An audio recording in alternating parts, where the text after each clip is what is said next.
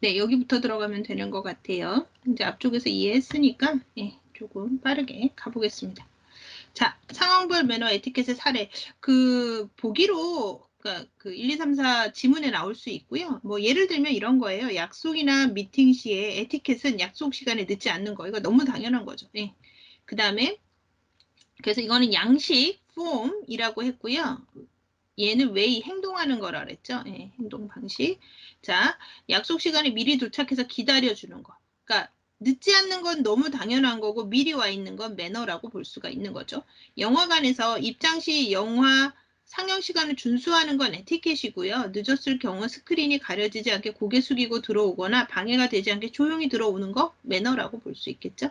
해외여행 시에 그 나라의 규칙, 뭐 아까처럼 국제 행사를 갈 경우에는 영국 왕실에서 하는 그런 어떤 식문화라던가 기타 복장 예절이라던가 인사 예절을 다 알고 가야 되는 게 기본적인 에티켓인데 사실 그분들이 몰랐지만 그거를 여왕님은 매너로 받아줬죠. 미리 알아보고 우리의 다른 방식에 무시하거나 싫어하는 표정 짓지 않는 거 이런 것들이 매너라고 보시면 되겠습니다. 자, 그러면 현대생활에서의 매너는 뭐 당연히 습관, 일상 속에서 사람들을 만났을 때 여러분들이 얘기했던 바로 그거죠. 예의와 절차. 예. 그것이 현대생활에 여러분이 이해하고 있는 예. 예의와 에티켓이라고 매너라고 보시면 되겠습니다. 자, 매너 표현을 바로 한 것이 무엇인지 자, 한번 볼게요. 자, 여러분 맞춰보세요. 자, 차를 타고 온 남자가 문을 열어주지 않은 채 야타라고 외치면 1번, 야, 매너 좀 지켜. 2번, 좋은 매너 좀 보여줄래? 예.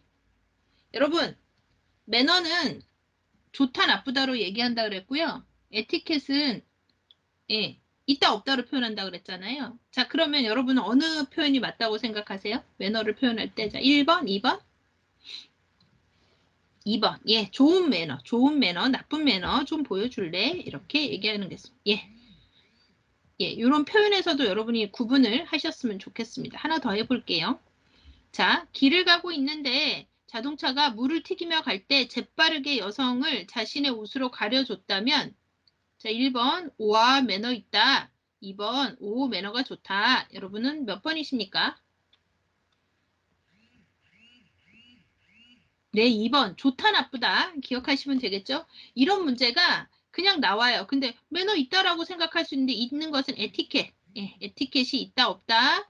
매너는 좋다 나쁘다라고 표현하시면 된다. 요 예문으로 기억해 주세요.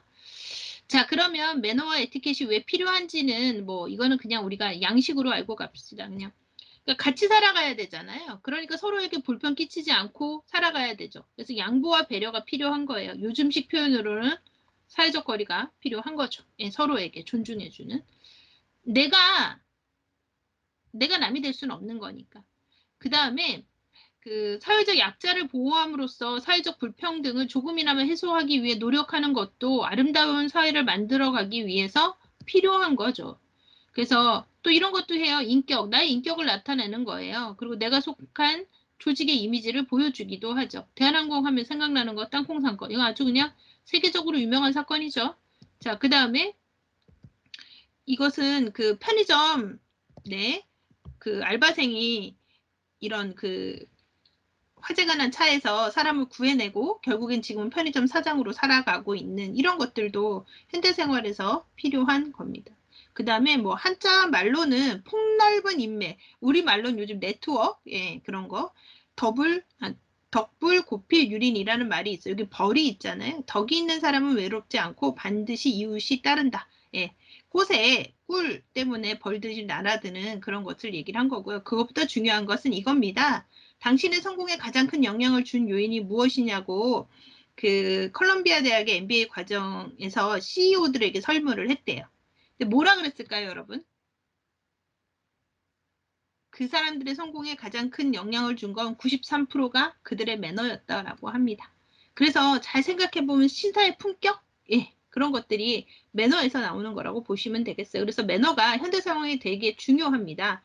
특히나 지금과 같이 비대면으로 회의하고 비대면으로 수업하고 할 때에 서로가 보지 못하는 곳에서 그 사람에 대한 믿음이 있지만 또 그 사람이 되게 괜찮은 사람이라고 느낄 수 있는 것은 바로 이런 매너적인 표현이라고 보시면 되겠습니다.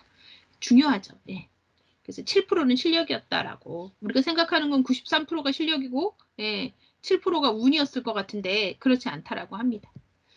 자, 그러면 이제 동양적인 표현으로 한번 넘어와 볼게요. 서양에선 표현으로는 에티켓과 뭐 매너 이런 이야기로 썼다면 동양은 약간 이것이 포함된 개념의 예의 범절이라는 표현을 쓰고 있죠. 이 예의 범절은 에티켓과 매너가 같이 혼용하고 있다라고 보시면 돼요. 동양적 개념에서는 개인과 집안, 일상생활에서 지켜야 할 가장 기본적인 규범, 예의 절차를 얘기를 하죠. 그리고 남을 대할 때 마음가짐, 태도, 타인에 대한 배려 다 들어가 있죠. 유교 사상적 성향으로 수용하고 발전하는 거, 삼강오륜. 이런 근간을 둔 게 동양적 예의 범절이라고 보시면 되겠습니다. 그래서 목적은요, 관습과 습관을 준수하고 상호 간의 편의를 도모하는 거, 관계를 유지하는 거라는 얘기인 거죠. 자신을 다스리는 수단, 자발적 수단이에요. 공동체의 이익을 도모하기 위해서 개인주의적 성향이 강한데 여기서는 자발적으로 그렇게 해야 된다는 개념을 가지고 있다라고 보시면 돼요. 그래서 서양의 비즈니스 에티켓과 매너와 더불어 동양인이 가져야 할 예법을 예의 범절이라고 하고 동양적 표현의 예의 범절은 에티켓과 매너의 개념을 같이 가지고 있다라고 이해하시면 되겠습니다. 자, 그러면 이 예의 범절과 에티켓, 매너를 한번 비교를 해보면요. 동양적 개념, 서양적 개념으로 나뉘고요. 예의 범절, 에티켓, 매너로 나뉩니다. 우리 제일 먼저 배운 게 매너니까 상대방을 존중하는 행동 양식이라고 얘기했고요. 외의라고 얘기했습니다. 자, 여러분 여기서 조심하셔야 되는 게 있죠. 우리가 행동 양식, 이 양식이라고 한 거는 폼이라고 얘기했고 에티켓이라고 얘기했는데 왜 여기서는 행동 양식이라고 얘기를 하느냐? 여러분 여기서 행동 양식이라는 표현이 바로 행동 방식을 의미하는 거죠. 행동하는 거, 실천하는 거, 외적으로 나타내는 거. 그렇기 때문에 이것은 이 양식의 개념은 여기에선 방식의, 이 행동과 같이 오면서 방식의 의미를 가지고 있는 거고요. 여기에서는 바람직한 양식이라고 했어요. 바람직한 행동 양식. 이거는 뭐냐면 바람직한 양식이라는 건 내면적으로 그렇게 알고 있는 거. 질서, 규범 이런 걸 얘기를 한다는 걸 구분을 좀 해주시기 바랍니다. 여러 교재에서 다른 식의 표현을 쓰니까 이런 것들도 좀 구분할 수 있어야 되고요. 그 다음에 개인 집단과 지켜야 할 규범, 남을 대할 때 마음가짐과 태도, 배려, 합해진 동양적 개념이다. 이런 차이가 있다라고 보시면 되겠습니다. 자, 그러면 이제 또 이렇게 구분도 해요. 동양의 예절, 서양의 매너와 에티켓. 자, 상대의 연령이나 신분에 따라 다르게 대합니다. 동양은. 연령과 신분에 따라 대등하게 대해줘요. 그 다음에 수직적 관계죠. 위계 질서를 가집니다. 동양적 질서는. 자, 윗분 존중해야 되고요. 부모님 존경해야 되고요. 그렇기 때문에 뭐 하면 안 되고 뭐 해야 되고 이런 것들이 있고요. 여기는 수평적 관계를 유지하죠. 그 다음에 단체 공동체 의식이 중요합니다. 동양은. 근데 서양은 개인의 행복과 평화가 중시가 되고요. 그래서 동양은 경천사상이나 경로사상, 이쪽은 기사도 정신, 기독교 정신. 그 다음에 역지사지 상부상조가 동양의 예절이라면 합리주의고 여성, 레이디 퍼스트의 개념을 가진 게 서양의 매너와 에티켓입니다. 여러분들이 요거는 구분하실 수 있을 거라고 생각을 합니다. 이런 식으로 표현해서 비교할 때도 여러분들이 기억해 주시면 될 것 같아요. 자, 그러면 바로 이런 것이 서비스 현장으로 넘어왔을 때 서비스 매너의 개념에 대해서 좀 알아보겠습니다. 서비스의 개념은 바른 매너, 그 다음에 인성 직업인의 기본 요소이고 경제사회의 경쟁력 원천이 되고 있죠. 너무 당연한 얘기고 경영 환경에서의 서비스는 고객 만족 실천을 위한 기본적인 경영 방법 중 하나가 서비스라는 거예요. 그 다음에 세일즈 효과를 기대하죠. 왜냐하면 서비스 현장에서 서비스 직원이 응대 잘해주면 호감을 가지고 다시 재방문합니다. 그렇게 함으로써 충성 고객을 확보를 하고 그 다음에 기업 내 커뮤니케이션의 수단이기도 하죠. 바로 이런 것들이 기업 내 커뮤니케이션 수단이라는 거는 AS 이런 것도 들어갈 수가 있고요. 전화 응대 이런 것도 들어갈 수가 있기 때문에 이런 것들을 이야기하는 겁니다. 이건 이해하시면 될 것 같아요. 자, 서비스 매너의 구성은요. 한번 보겠습니다. 고객에게 호감 줄 수 있는 표정. 여러분이 반겨야 된다고 했던 거 어쩌면 여기서 첫인상 이런 것들도 들어갈 수가 있겠죠. 고객에게 신뢰감을 줄 수 있는 바른 자세와 동작. 그 다음에 단정한 용모와 복장.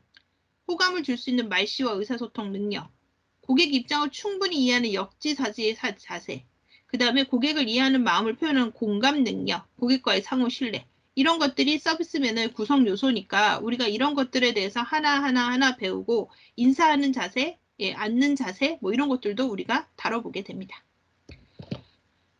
그러면 이제 비즈니스 네티켓이라고 하는 건 요즘은 네트워크 상에서 서로 얘기하는 게 많다 보니까 이 네트워크 상에서도 에티켓을 가져야 된다는 개념으로서 요거 두 개를 합한 것을 비즈니스 네티켓이라고 합니다. 그래서 네티켓 상에서 지켜야 될 예의 범절 요즘 중요하게 부각되고 있죠. 특히나 코로나 때문에 더 높게 부각되고 있기도 합니다. 가상 공간에서 올바른 공동체를 형성하기 위한 필요한 개념이고요. 자, 핵심은 역시 자, 우리가 비대면 수업하면 교수자가 늦으면 안 되겠죠. 일찍 와야 돼요. 가능하면 쉬는 시간에도 자리를 이석하지 않으려고 노력합니다. 시간을 존중하려는 자세고요. 당연히 비대면으로 회의할 때에도 참석해 줘야 되겠죠. 다른 사람들의 시간이 소중하니까. 실제 생활과 동일한 기준을 갖고 행동해야 되죠. 우리가 요즘 이거는 코로나 시절에 오면서 너무 절실하게 느끼고 있습니다. 타인의 사생활과 개인의 정보 지적재산권 존중해 줘야 되겠죠. 예. 그 다음에 논쟁 토론 시에는 자신의 감정을 절제할 수 있어야 돼요. 자, 여러분 있잖아요. 기분 나쁜 거, 기분이 안 좋은 것을 글로 그러니까 슬프다는 것을 글로 나타내면 더 슬프거든요. 예. 그런데 여러분들이 조금 힘들고 어려운 점을 글로 불편한 마음을 나타내면 더 상대방은 경직되게 느낄 수가 있어요. 그렇기 때문에 감정에 대해서는 표현할 때 내가 이것을 무엇을 표현하고 싶은지 생각을 하고 글을 써야 된다는 것을 잊지 않으시면 좋겠습니다. 다른 사람의 실수를 용서하라. 이거는 뭐 그냥 큰 실수일 수도 있지만 어떤 단어가 내가 인지하는 단어에 대한 의미하고 저 사람이 사용한 의미가 다를 수가 있어요. 나는 상당히 불쾌하게 느낄 수 있고요. 저 사람은 그냥 보편적으로 쓰는 단어일 수도 있거든요. 이런 것들에 대해서 그 단어가 의미하는 것을 다시 한번 확인을 하고 난 이렇게 느껴지는데 혹시 이런 의미로 쓰신 겁니까? 라고 얘기를 해서 아 그게 아니고 이런 의미입니다. 라고 하는 이런 관계도 되게 중요하고요. 소통. 그 다음에 혹시 이 사람이 그것을 잘못 썼다고 할 때는 그거를 넓은 마음으로 아 그렇지 사람마다 단어에 대해서 느끼는 것도 다르고 경험도 다르잖아 라고 이해할 수 있어야 된다는 의미가 더 크게 내포되어 있다라고 보셔야 돼요. 그리고 그런 경우 있어요. A라는 사람한테 보낸다는 게 잘못해가지고 예 B라는 사람한테 보냈는데 그게 B에 대한 얘기였어. 이럴 수도 있거든요. 우리 뭐 사람이 살아가면서 뒷담화도 많이 하는데 이런 경우에 한 번쯤 용서해 줘라 이런 의미도 있습니다. 자신이 속한 곳의 문화와 교율에 맞게 행동해야 된다. 예, 이런 게 바로 네티켓. 그래서 네티켓에서는 뭐 기본 예절과 관련된 것은 여러분 방문사 네, 18페이지에 좀 자세하게 있으니까 읽어보시고요. 자, 지금부터 나가는 것은 중요한 것들에 대해서는 설명하고 이야기해 주는데 지나가는 것들 중에서 상세 내용들은 여러분 책 읽어보셔야 돼요. 예. 읽어보시면 여러분 풍부해지고요. 지문을 읽을 때 훨씬 용이해집니다. 여기에서 페이지가 안 적혀 있다고 그래도 책은 한번 읽어보시는 게 좋겠습니다. 그다음 이메일 네티켓, 이메일 보낼 때 어떻게 하라 이런 거죠. 이러면 이메일이 요즘은 공식 문서가 되기도 해요. 기업에서는요 공문 대신에 이메일로 보내는 경우도 있기 때문에 되게 중요하게 활용되고 게시판 역시 많은 사람들이 보기 때문에 게시판에 글 올릴 때 다양한 사람들을 고려해서 단어와 표현을 선택해서 올려야 됩니다. 그다음에 공개 자료실의 네티켓. 요즘 뭐 공공기관 같은 경우에 예전엔 자료실 많이 올려놨었는데 개인정보나 저작권 문제가 되고 나서부터 이제는 어떤 정보 공개 요청을 해야 보여주는 자료들도 있듯이 이런 것도 어떻게 보면 이런 네티켓에서 발전했다고 보실 수가 있을 것 같아요. 양식이나 서식 이런 것들은 뭐 공개 자료실에 얼마든지 올려놓지만 다른 사람의 사례라든가 이런 것들은 조금 예, 감축시키고 있죠. 그다음에 채팅, SNS 네티켓 이런 것들도 우리 특히나 이거 조심해야 되겠죠. 예. 상대가 누구냐고 좀 생각해서 글을 써야 되는 경우가 있어요. 내가 비록 편하고 친근하게 대해주더라도 내가 어떤 이야기를 하고자 할 때는 그 이야기의 주제에 따라서 내가 표현하는 방식이나 이런 것을 좀 고려할 필요가 있겠죠. 자, 그래서 네티켓은 네트워크와 에티켓의 합성으로 네티즌들이 네트워크를 사용하면서 지키고 갖춰야 할 예의 범절을 이야기하는 거다. 자, 그 다음에 이제 직장 매너로 한번 들어가 보면은요.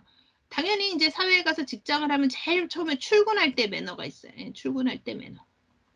자, 15분에서 30분 정도 일찍 출근해서 여유 있게 준비하라는 거죠. 이 여유 있게 준비의 의미는 시간만 맞췄다고 오라는 게 아니라 어제 어디까지 일을 했고 오늘 어떤 일을 할 건지 한번 생각을 해보고 주변도 좀 정리를 해보고 내가 놓친 일이 없는지 생각을 해서 딱 업무 시작했을 때 다른 문제들이 생기지 않게 하라. 그리고 내 마음도 출근하는 예, 그 어떤 내가 이제부터 일할 거야 라는 것을 좀 심어주고 하라 이런 의미이고요. 복잡한 조직의 이미지를 고려해서 단정하고 효율성이 높은 사람의 차림으로 해야 된다. 뒤쪽에 가면 유니폼 입을 때 어떻게 해야 되는지가 상세하게 나오고요. 시험에도 이 유니폼에 대한 문제들이 많이 나옵니다.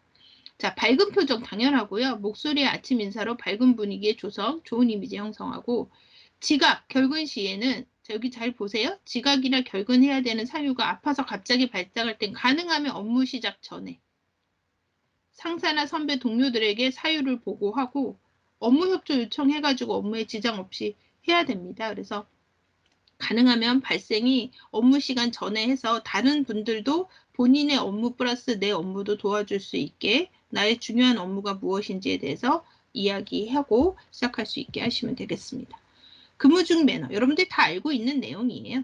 이 근무 중 매너는 학교에서 여러분이 그 학교에서 강의 들을 때 그 매너와 같다라고 보시면 되죠. 조직의 규정을 잘 이해하고 준수해야 돼요. 자, 10분 들어오고 출석 인정해주세요. 안 되는 거죠. 이런 거 얘기할 수 없는 거예요.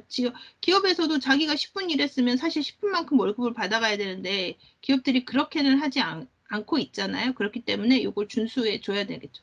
그 다음에 근무 중 개인적인 업무나 잡담, 타인에게 불쾌감을 주는 행동을 삼가해야 되겠죠. 이게 요즘 가장 문제가 핸드폰이에요, 핸드폰. 예. 근무 중에 전화 보면서 여러분들이 멀티가 되다 보니까 예, 뭐 게임도 하고 주식도 하고 이런 사람들 많아요. 특히 남자들은 뭐 게임 주식 많거든요. 그 다음에 채팅 업무. 업무적 채팅을 하는 건 괜찮은데 개인적인 채팅 하느냐고 아무래도 집중력이 떨어지게 할 수도 있거든요. 그런 것들. 점심시간 준수, 근무시간 준수. 여러분 요즘 참 근무 중 이거 같은 핸드폰 같은 경우에 보안 때문에 핸드폰 밖에다 두고 들어간 회사들도 많습니다. 네, 점심시간, 근무시간 준수. 그 다음에 문서 정리, 분류, 보관 철저, 공동사물은 사용 후에 당연히 제자리 갖다 놔야 되겠죠. 자, 외출, 조퇴 시 행선지, 업무 내용, 복귀 시간을 반드시 상사의 허가를 득한 후에 이동하시는 게 기본입니다. 자리를 이석하기 전에는 업무 지장 없는지 정확하게 처리하고 복귀 시 부재 중 발생한 업무 빨리 해야 되겠죠. 이런 것 주로 전화 메모 이런 것들이 와 있을 거예요. 그럼 전화 메모 빨리 확인해서 피드백 빨리 주고 이런 거 잘하라는 얘기입니다. 그 다음에 퇴근 시의 매너는 뭐 이거 너무 잘 알겠죠? 가급적 그날 업무 그날 하는 게 좋고요. 미처리 업무는 상사에게 보고하고 오늘 할지 내일 할지 일정에 대해서 좀 조율을 해보는 게 좋다는 거죠.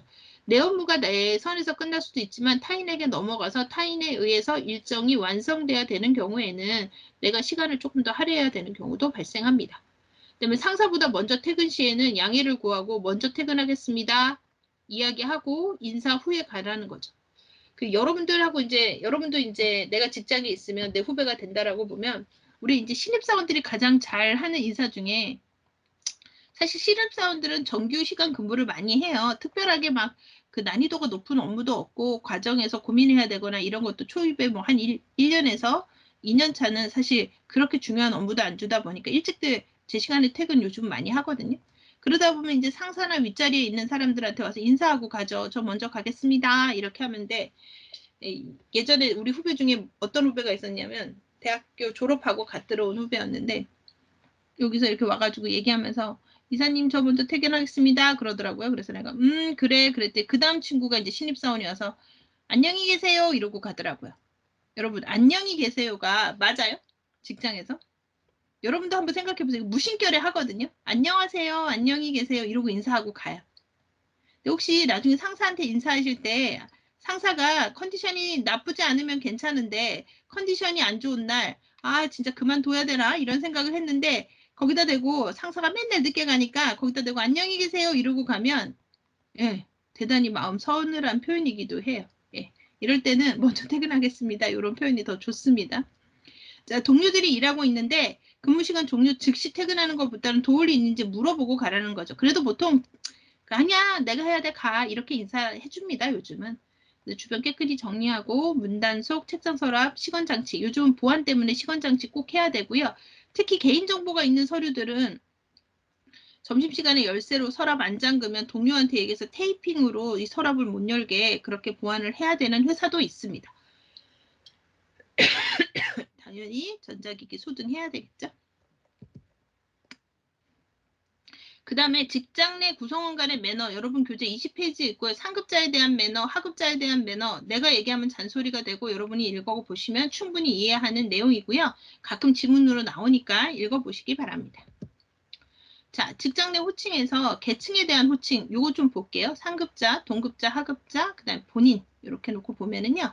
자, 상급자에는 성과 직위를 다 함께 해서, 뭐, 예를 들면, 예, 그냥 성이면 박, 뭐, 이사님이면 이사님, 이렇게 호칭해 줘야 된다는 거 여러분 잘 알 거예요. 성함을 모를 경우에는 직위만 불러도 돼요. 이사님, 이렇게 불러도 된다는 거예요. 자, 그 다음에 동급자, 하급자 간에는 성과 직위 또는 직명을 호칭을 부르는데, 이름의 씨, 동급자한테는 누구누구 씨, 뭐, 은숙 씨, 이렇게 불러주고요. 그 다음에 뒤에다가 또는 은숙님, 요즘은 CJ 같은 기업은요, 아예 그 직책, 직급을 부르지 않습니다. 그리고 없앴어요. 내부적으로. 다만 뭐 나는 상급에 뭐 이렇게 본인만 아는 거지 외부에서는 없앴고요. 예전에 차장 뭐 이런 거 다 없앴고 이제는 다 누구 이사님한테도 뭐 은숙님 뭐 이런 식으로 님을 붙이는 회사들도 요즘 나타나고 있어요. 수평적 조직을 만들어가기 위해서. 그러니까 유통이나 소통을 많이 해야 되는 미디어 쪽 관련된 쪽에서는 거의 그렇게 많이 바뀌는 것 같아요. 그다음에 상사에게 자신을 지칭할 땐 저라고 얘기하죠. 나는 이라고 얘기하려면 예, 이건 동급자이거나 예, 밑에 하급자한테 나는 할 수 있지만 윗사람에겐 저라고 해야 된다는 거. 이거 여러분 잘 알고 계시겠죠? 자, 그 다음에 잠깐. 여기에서 동급자라고 해도요. 여러분 같은 직급이어도 어느 정도 지나면 A가 먼저 승진할 수 있거든요. 이럴 때 님까지는 힘들어도 뭐 김대리 이렇게 해가지고 그 사람의 직책을 불러주는 게 맞겠습니다. 자, 그 다음에 경어. 우리가 이제 이 경어의 종류를 좀 알고 가야 되는데 겸양어, 존칭어, 존중어, 존중어는 공손어라고도 하고요. 이렇게 구분을 좀 하는데 겸양어는요. 자신을 낮춰서 하는 말이에요. 그리고 상대방을 높여주는 거. 자신을 낮추고 상대방을 높여주는 거. 그래서 제가 금방 가겠습니다. 이렇게 나를 낮춰주는 거. 존칭어는요. 상대방을 높이는 말이긴 한데 상대방을 존경하는 말이 들어가 있어서 우리가 주로 많이 쓰는 게 깨서 이런 거 많이 쓰죠. 예, 깨서 말씀하셨습니다. 그다음에 존중어는 상대방의 정중한 기분을 나타내는 말이에요. 그래서 경의를 표하는 거예요. 나중에 전화 드리겠습니다. 이건 존중해 주는 거죠. 정중하게. 정중한 거절을 하라 그러죠. 거절을 할 때 정중한 거절. 예. 예, 그래서 이런 것을 정중하게 표현하는 거. 존칭어는 높여주는 거 상대방을 누구누구께서 예, 이런 거. 겸양어는 저를 제가 이렇게 낮춰주는 거. 이런 차이를 보시면 되겠습니다. 자, 그러면 경어 사용의 매너를 한번 볼게요, 여러분. 예. 자, 상대방의 회사를 지칭할 때는 귀사라고 얘기를 해요. 그 다음에 대외적으로 이거는 여러분 나를 내려주는 검량어죠. 저희가 하는 것이 기본입니다. 그다음에 승진이나 다른 직급으로 이동 시에는 바로 새로운 직함을 불러줘야 되겠죠. 예를 들면 대리였는데 예, 바뀌었어요. 그리고 과장이 됐어요. 그러면 나하고 친구여도 빨리빨리 과장님이라고 불러주라는 거예요. 자신보다 윗사람에게는 수고하셨습니다라는 인사를 하는 것이 신뢰다. 근데 예전에 그래서 고생하셨습니다라고 이야기도 했거든요. 근데 요즘 이 고생이라는 표현도 별로 좋아라 하지 않죠. 그럼 여러분은 어떤 표현이 좋을 것 같아요?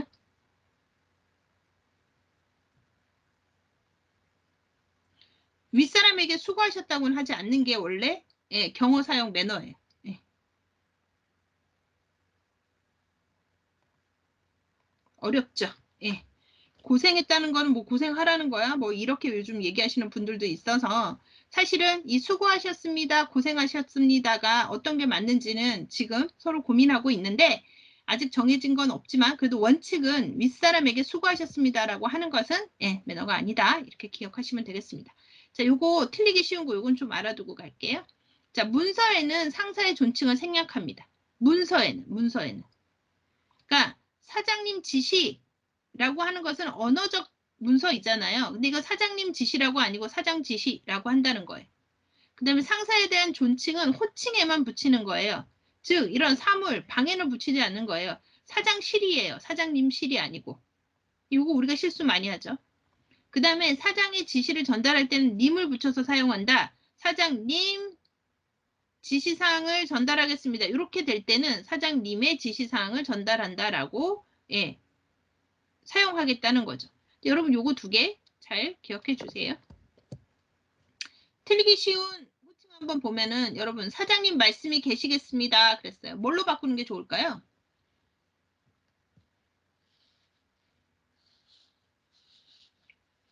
뭐가 좋을까요? 사장님 말씀이 계시겠습니다.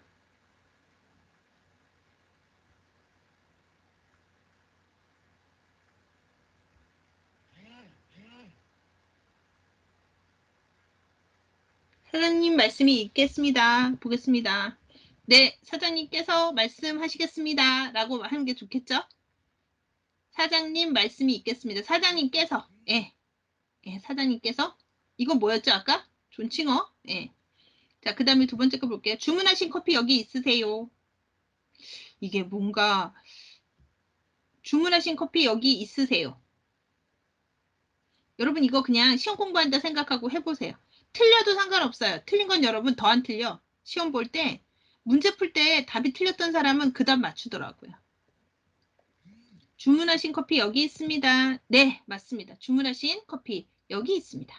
자, 그렇게 하셔도 되시는데요.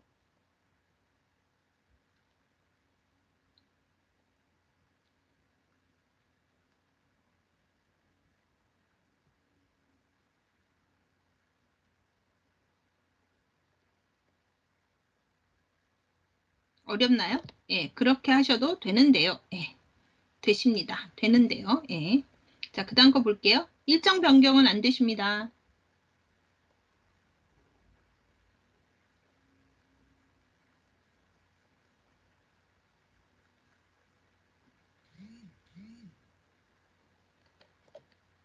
일정 변경은 안 됩니다. 네, 여러분 잘 맞추네요. 예. 새 상품으로 교환은 안 되세요.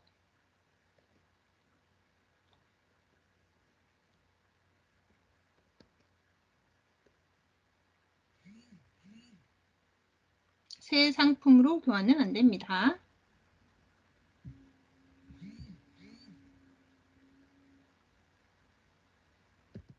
네, 여러분 잘 맞추네요. 자, 고객님 이 상품은 품절되셨고요.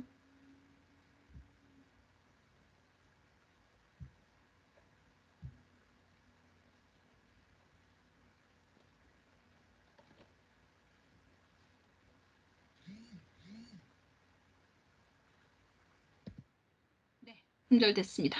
맞습니다. 자, 그래 요즘 어떤 게 있냐면요. 예, 맞아요. 고객님 이 상품은 품절되었습니다. 예, 그 말도 맞는 거죠. 예. 자, 요즘 병원에서 이제 그러니까 병원의 환자를 환자로 봐서 너무 이렇게 그 의료진의 입장에서 대하지 말라. 그 사람들이 힘들게 온 거니까 그 사람들도 고객 아니냐. 요즘 병원도 많아지고. 그러다니까 그 사람들의 고객 만족 실현을 해야 되겠다. 그래서 병원에서 이제 고객 만족 실현을 위해 가지고 하면서 그 가끔 이렇게 쓰시는 간호사님들이 있어요. 고객님 주사바늘 들어가십니다. 그래요. 이거 맞는 얘기예요? 말로만 주사바늘 들어간다고 해서 되는 게 아니죠. 예. 웃기죠? 근데 우리 이거 무심결에 듣고 네 이렇게 대답합니다. 근데 여러분 이제 서비스를 공부하다 보니까 생각해 보셔야 돼요. 고객 만족 실현은 우리가 앞쪽에서 봤듯이 마음을 통하게 하는 거, 진심을 주는 거, 이제는 그렇게 격 있고 가치 있는 시대를 추구하고 있는 지금에 병원에서도 고객 만족을 추구하겠다고 말로만 고객님 주사바늘 들어가십니다. 이렇게 얘기하시면 안 된다는 거겠죠. 예. 뭘 한번 생각해 봅시다. 자, 그 다음에 직장 내에서 이제 이런 게 있어요. 업무 삼면 등가의 법칙이라는 얘기가 있는데 업무와 관련된 세 개의 삼면 등가란 책임, 권한, 책무가 있다는 거예요. 외국식 표현으로 롤앤 리스폰시빌리티라고 해서 R&R이라고 많이 하는 건데 어떤 사람에게 그만큼 권한이 주어지면 거기에 따른 의무와 책임도 있다라는 얘기입니다. 그래서 책임은 직무 담당자가 해야 되는 일, 그러니까 우리가 맡은 본인의 본분, 그 다음에 구성 요소로서 책임사항이죠. 권한은 그 책임을 수행할 수 있는 힘이거나 지식, 개인의 능력에 명령, 결정, 행동할 수 있는 권리. 책무는 책임과 권한을 행사하는 의무예요. 그래서 그 수행 결과에 대한 책임을 져야 되는 거, 요런 것들이 바로 이제 있다. 요런 용어를 기억해 주시면 좋을 것 같고요. 여러분 교재에 있습니다. 그래서 역할과 책임이라고 R&R이라고도 요즘 많이 얘기를 하죠. 자, 그 다음에 압존법. 여러분 압존법 뭔지 아시죠? 예, 압존법. 자, 높여야 할 대상이지만 듣는 이가 더 높을 때 그 공대를 줄이는 것. 이거 무슨 얘기냐면 사장님이에요. 나는 대리예요. 그런데 우리 팀장에 대해서 이야기해야 돼요. 사장님, 팀장님께서 이렇게 하라 그래서 가져다 드리려고 왔는데요. 이렇게 하지 않는다는 거예요. 사장님이 팀장보다 더 높은 사람이니까. 그럴 때는 사장님, 김 팀장이 이거 전달해 드리라고 해서 예, 왔습니다. 이렇게 얘기하지 김 팀장님이라는 말을 쓰지 않는다. 이렇게 이해하시면 더 쉬울 것 같아요. 그래서 가정과 사제간에 사용하고 기타 관계에선 사용하지 않는다. 이렇게 얘기했는데 현재예요, 현재. 근데 과거에는 이렇게 하라는 게 압존법이었고 현재는 할아버지, 아버지가 아직 안 왔습니다. 나는 뭐 아버님 이렇게 표현 안 한다는 거예요. 나는 대리, 사장님, 김 차장이 자리를 비웠습니다. 이렇게 하는 게 일반적인 예인데 최근에는요. 이제 어떤 경우가 있냐면 사장이 되게 젊은 사람이 있고 밑에 임원이 되게 예, 나이가 많으신 경우도 있어서 이 사장님한테 김 이사가 이렇게 하지 않고 김 이사님이 뭐 이렇게 님 붙이기도 해요. 기업에서는. 왜냐하면 서로 존중해주고 인격 존중을 해야 된다라는 개념이기도 하고 말이 하대하기 시작하면 모든 게 또 하대로 가니까 그런 부분들을 고려해서 네, 요즘은 그 사제 간에만 많이 그러니까 가정하고 사제 약간 그 어떤 경제적 그 이득, 수요 공급이 없는 그런 관계에서 많이 쓰는데 이런 그 회사에서는 잘 사용하지 않기도 하지만 어떤 사람들은 쓰고 있기도 하는데 쓴 게 틀린 거는 아니지만 요즘은 이런 사장이 젊고 예, 밑에 임원이 나이가 많은 그런 직원이 나이가 더 많은 기업 같은 경우에는 이분도 이분에게 존대어를 쓰기 때문에 기업에서는 그의 기업의 어떤 형편에 따라서 예, 압존법을 꼭 필수사항으로 쓰고 있지는 않다라고 이해하시면 쉽지 않을까 싶습니다. 자, 그 다음에 서양의 호칭과 경칭이 있는데 이게 Dr.해서 이거 닥터라는 얘기고요. 박사, 의사 이런 얘기입니다. 썰 이거는요 남자들의 용어예요. 군대에서 장군 또는 그 위에 상사를 부를 때 쓰는 거고요. 에스콰이어, 그다음 미스터, 미세스, 미세스 등 이런 게 있는데 여러분 교재 21페이지에서 한번 보시고요. 우리가 문제풀이 하면서 이것은 문제에서 그냥 직접 다뤄보도록 하겠습니다. 자, 그 다음에 면접을 가면 이제 면접 매너도 있는데요. 이거는 뭐 시험에 잘 나오지는 않지만 여러분들의 면접이 이제 앞으로 가야 되니까 이제 그럴 때를 생각해서 한번 보도록 하겠습니다. 자, 그럼 면접의 종류에는요. 개별 면접, 집단 면접, 집단 토의 면접 보통 이렇게 요즘 나누어지고요. 요즘은 뭐 블라인드 면접 형태로 많이 가고 있기 때문에 이런 것들을 활용할 때에도 그 사람이 누군지 잘 모르고 이제 진행을 하죠. 자, 개별 면접은 한 명 한 명 면접관이 면접하는 거예요. 그래서 보통 언론사, 중소기업 등에서 소수 인원 선발 시에 많이 사용하는데 이게 좋은 방법은요. 한 사람에 대해서 너무 잘할 수 있어요. 예. 그런데 수험자는 너무 긴장을 많이 하고요. 그리고 시간이 엄청 걸려요. 예. 그런 단점이 있습니다. 집단 면접은요. 여러 명의 수험생을 여러 명을 한꺼번에 평가하는 방식이라 시간도 단축되고 단시간에 볼 수는 있지만 그 협동성과 조화력은 볼 수 있지만 개별 면접에서 보는 개인의 어떤 자질이나 신상을 자세히 볼 수는 없어요. 생각과 신념 이런 것도 보기는 조금 어렵죠. 그래서 그 채용하는 사람이 어떤 직무를 하느냐에 따라서 면접 방법은 선택을 합니다. 집단 토의는 요즘 대기업에서 2차 면접에서 많이 쓰고 있다고도 하는데 주제나 내용을 제시하고 면접 지원자들의 토의를 보고 평가하는 방식인데 개인의 능력 발휘, 어떤 일이 적합한가 등을 판정하는 방식이에요. 근데 이거는 단순하게 이렇게 회의실에 모아놓고만 하지는 않고요. 외부로 나가는 경우도 있어요. 뭐 예를 들면 코오롱 같은 회사는 외부를 통해서 여기가 원래 그 약간 산학 이런 거하고 관계된 내절을 많이 다루는 회사다 보니까 신입사원을 딱 고르면 이 사람들을 합격한 사람들을 데리고 바깥으로 가서 어떤 산에서 어떤 지점에 대한 지도와 나침판을 주고 팀을 나눠가지고 여기를 자기 군장, 자기 짐을 싸들고 길도 없는 곳을 길을 찾아서 올라오라고 합니다. 옛길 이런 것들. 그러다 보니까 물에도 빠지고 이렇게 하겠죠. 그리고 여기 분교에 불도 없고요. 이런 곳에 천막 다 치고, 그러니까 그 텐트 치고 각자 팀끼리 어두운데 밥도 해 먹고 이러는 이제 이런 것들을 진행하는데 예전의 사례로 여기 1등으로 입사한 사람이 있었다고 해요. 그 사람이 여기 올라갔는데 텐트 쳐놓고 나니까 아우 뭐 이렇게 힘든 걸 이런 게 일하고 무슨 관계 있다고 계속 투덜대고 쌀을 씻는데도 씻으면서 이게 보이지도 않는데 흙이 들어가는지 뭐가 들어갔는지 뭐 이러면서 계속해서 여기 관리인 같이 옷을 입고 다니던 인사 임원이었다고 합니다. 그분이 조용히 밑에 사람에게 예, 집으로 보내라고 예, 이렇게 했던 사례도 있어서 집단 토의 면접은 단순하게 그냥 모여서 토의하는 것만 보는 것이 아니라 이런 형태로 실제로 체험이나 경험으로 이어지기도 한다는 것을 보시면 되겠습니다. 당연히 산에 가면 내 목숨 내걸고 동료를 구조해야 될 일도 있는 그런 일을 하는 사람들이 저 정도 불편함에 불평을 가지고 협력하지 못한다면 아무리 우수한 인재여도 우리 기업엔 필요 없다라고 보는 거겠죠. 자, 그 다음에 이제 발표 면접을 하는 경우도 있을 수 있죠. 예, 프리젠테이션 면접. 뭐 여러 가지 주제 중 한 개 골라서 이제 의견을 계집하는 면접 방식을 쓰는 게 이제 이런 거고요. 여기에서는 이제 표현력이나 어휘력, 그 다음에 전문 지식의 깊이 이런 것들을 좀 알고자 할 때 이렇게 많이 합니다. 이게 주로 어디서 많이 쓰냐면요. 예, 그 교수 채용할 때 마지막 면접이 바로 이런 강의 시연하는 거 직접 하거든요. 예, 그런 거. 그 다음에 다차원 연구진들이 많이 하죠. 연구소 직원들 이런 사람들.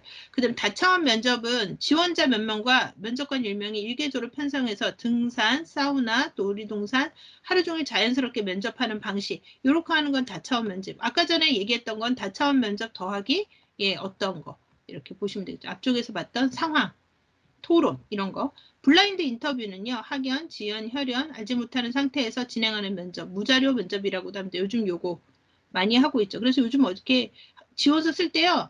쓰라는 것만 써야지 거기다 뭐 별표, 점 찍고 이거 다 서류 1차에서 다 떨어져요. 왜냐면 이거 서로 면접관하고 사이에 약속이라고 보여질 수 있다라고 해서 뭐 어떤 기호를 넣는다거나 하트를 넣는다거나 뭐 다른 색깔 볼펜을 쓴다거나 절대로 안 됩니다. 그 다음에 면접 시 좋은 매너는요. 첫인상 중요하죠. 예, 호감을 주도록 밝은 인상, 단정한 복장, 헤어스타일.